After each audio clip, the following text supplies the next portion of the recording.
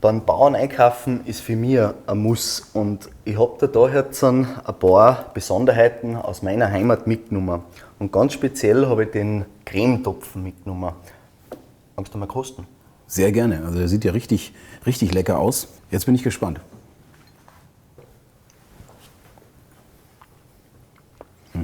Also du merkst, er wird eigentlich seinem Namen gerecht. Ja, Die sehr, sehr Cremigkeit. cremig.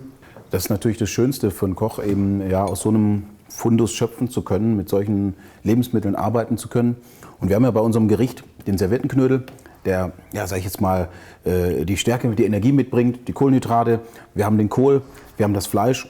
Und ja, mit dem Cremetopfen können wir richtig schön Frische mit reinbringen. Frische und Säure. Und der eignet sich natürlich perfekt dafür. Und dann machen wir so ein bisschen so eine Frischkäsecreme drüber. Wir haben jetzt da noch verschiedenste Kräuter von unserer Kräuterbäuerin von Wildmoos.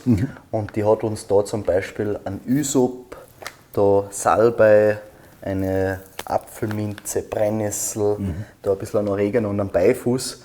Und du hast ja gesagt, du möchtest einen Kräuterknödel machen. Es würde mich interessieren, was deiner Meinung nach für Kräuter da in diesen Kräuterknödel reinpassen. Ja, das wird auf jeden Fall jetzt spannend. Im Endeffekt kann man sich relativ breit bedienen, glaube ich. Also ich meine, die Apfelminze ist natürlich schon sehr stark. Da wäre ich eher ein bisschen vorsichtiger, glaube ich.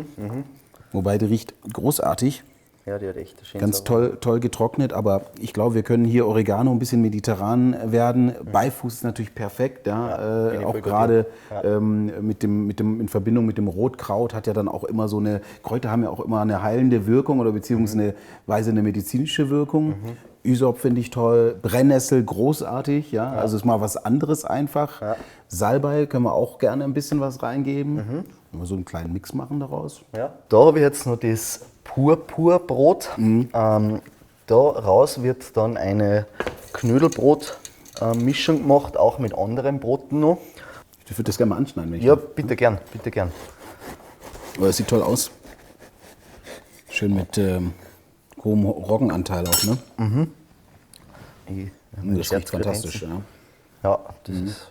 Wow. Das ist noch richtiges Brot, ja? Das ist also der Florian macht das echt mit Leib und Seele. Mit Leib und Seele.